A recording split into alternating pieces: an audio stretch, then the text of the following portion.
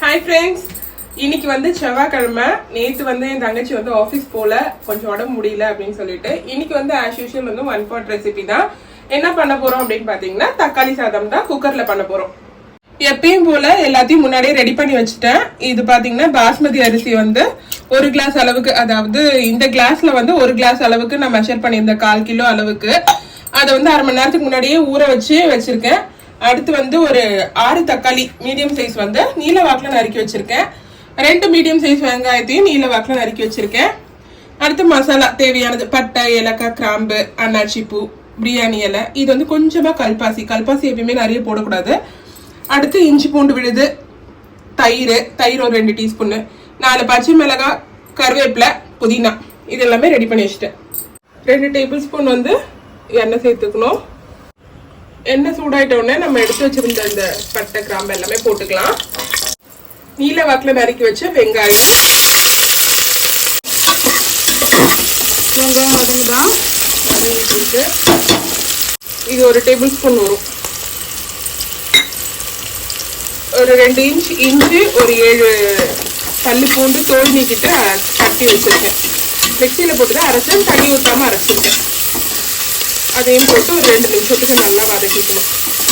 இது கூடவே 4 பச்சை மிளகாய்.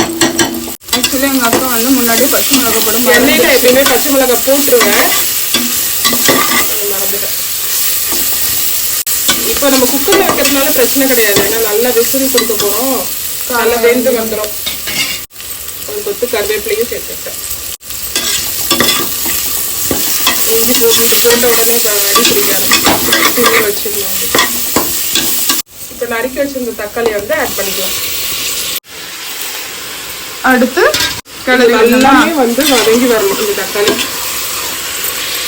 இது நாட்டு தக்காளின்றதுனால நான் ஒரு 5-6 எடுத்திருக்கேன். இது பெங்களூர் தக்காளியா இருந்தால் கூடுதலாகவே எடுக்கலாம். இதுல வந்து புளிப்பு இருக்கும், பெங்களூர் தக்காளியில வந்து புளிப்பு இருக்காது. இது நல்லா வதங்கணும். கிட்டத்தட்ட ஒரு 4 நிமிஷம் ஆகும், 5 நிமிஷத்துக்கு. தேவையான அளவுக்கு வந்து உப்பு சேர்த்துக்கேன். தக்காளியிலே நம்ம உப்பு சேர்க்கும் போது தக்காளி சீக்கிரமா குழம்பு வந்துடும். புதினா ஆட் பண்ணிக்கலாம். புதினாவையும் சேர்த்துட்டு அதுவும் இந்த ஸ்டேஜ்லேயே நம்ம சேர்த்துட்டோம்னா நல்லா வதங்கி வந்துடும். இப்போ மசாலா சேர்த்துக்கிறேன். 1/4 டீஸ்பூன் மஞ்சள் தூள், 1 டீஸ்பூன் மிளகாய் தூள், 1 டீஸ்பூன் தனியாத்தூள். மிளகாய் தூள் வந்து நான் காஷ்மீரி மிளகாய் தூள் யூஸ் பண்ணியிருக்கேன். காரத்துக்கு வந்து நம்ம பச்சை மிளகாய் ஆட் பண்ணியிருக்கிறதுனால காஷ்மீரி மிளகாய் கரெக்டாக இருக்கும். 1/4 டீஸ்பூனுக்கும் குறைவா வந்து கரம் மசாலா. இப்போ இது எல்லாத்தையுமே வந்து நல்லா வந்து கிளறி விட்டுக்கலாம். கரம் மசாலான்றது வேற எதுவும் பிரியாணி மசாலா தானே.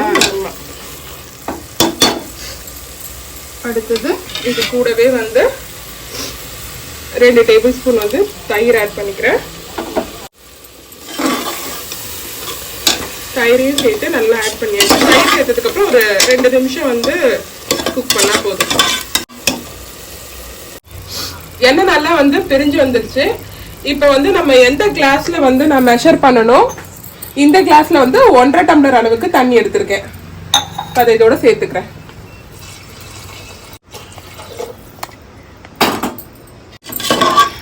அப்புறம் நல்லா கிளறி விட்டுட்டு ஒரு கொதி வரட்டும் ஃபுல் ஃப்ளேம்ல வச்சு. அதுக்கப்புறம் தான் அரிசியா அப்படியே கூட போட்டுடலாம். ஆனா ஒரு கொதி வந்து போடும்போது அது வந்து உன்னோட மன பிராந்தி விஸ்கி எல்லாம் கொதி வந்துருச்சு. வாய்ஸ் எடுத்துக்கலாம். அரிசி போட்டேன். ஒரு கிளறிட்டு குக்கரை க்ளோஸ் பண்ணிடுறேன்.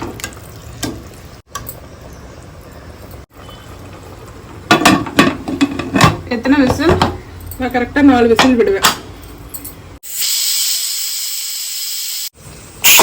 இருக்குல்ல லைட்டா இருக்கு. என்ன அவர் உள்ள போல? அவர் பேர் போயிட்டா இருப்பாரு. சூப்பரா வந்திருக்கு. டேஸ்ட் எப்படி இருக்குல்ல? அப்புறமா லஞ்ச்ல சாப்பிட்டுட்டு ஆஃபீஸ்ல அப்புறமா சொல்றேன்.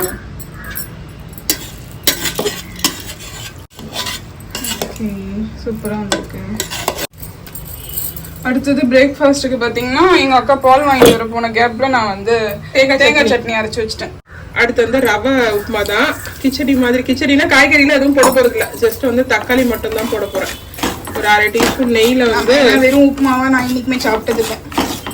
வந்து ஒரு உப்புமா ஹேட்டர் இல்லை. ஆமாம், தக்காளி வெங்காயம் போட்டா, வெங்காயம் அந்த சாதா உப்புமாலையுமே போடுவோம். தக்காளி போட்டால் கொஞ்சம் விரும்பி சாப்பிடுவேன். லைட்டாக மஞ்சத்தூள் போட்டுருவேன், அவ்வளோதான்.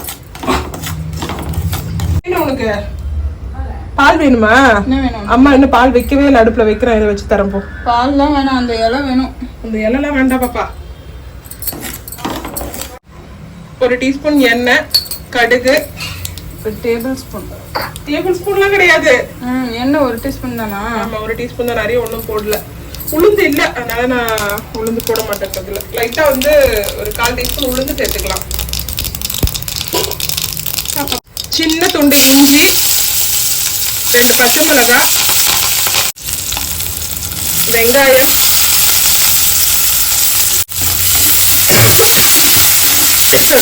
ஒரு சின்ன சைஸ் தக்காளி, கருவேப்பிலை இருக்கு. சரி, எனக்கு கருவேப்பிலை போடலனாலும் பரவாயில்ல. எனக்கு இதை போட்டு ஒரு சின்ன கொத்து கருவேப்பிலை, கொஞ்சமா மஞ்சத்தூள்.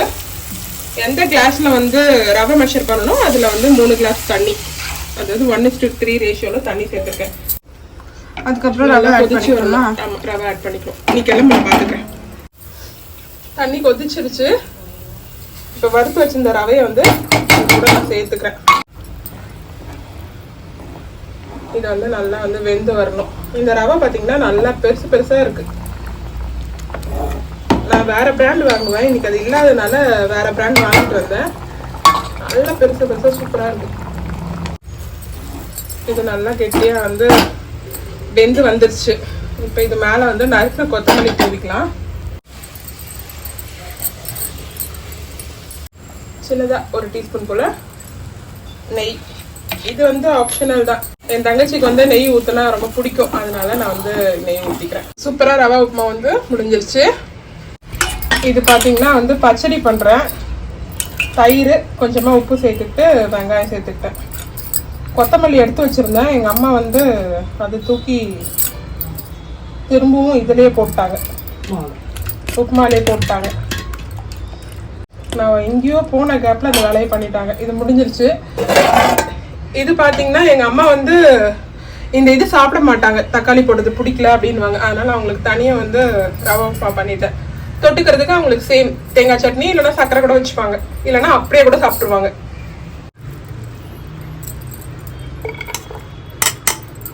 இப்போ சைட்லலாம் ஒட்டி ஒட்டி கட்டுறேன். அதெல்லாம் ஓகே. கொஞ்சமா வச்சா போதுமா?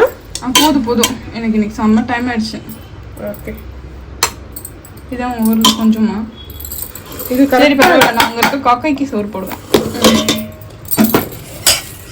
பச்சடி இந்த டப்பாலே ஊத்திடுவா? ஆமாம். இதுல ஊத்துனா டைம் எடுத்துக்கும், அதனால ஒரே அடியா கொட்டு. அவ்வளோதான். அவ்வளோதான், முடிஞ்சிருச்சு.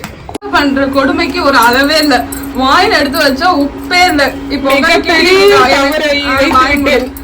இப்ப அதனால என் தலையிலிருந்து நான் சோத்த போட்டு சாப்பிட்டு கிளம்புறேன். ஏன் இப்படி பண்ற நீ? எனக்கு மறக்குது. இதாச்சும் சாப்பிட்டு எப்படி இருக்குன்னு சொல்லு. இது வர எது நான் கூட இருக்கவே உப்பு போட்டேன். நிஜமாவே இப்பெல்லாம் நிஜமா உப்பு போடவே மறந்துடுறேன். ஓகேவா? நிஜமாவே சூப்பரா இருக்கு. Okay, bye bye. இப்பயுமே சண்டை போட்டு தான் கிளம்புவீங்களா நீங்க 2 பேரும்? அடங்கவே மாட்டீங்க. அது அவளோட சண்டை போடாம விடவே விடாது. பாடி குட்டி குந்தாணி தூங்கு.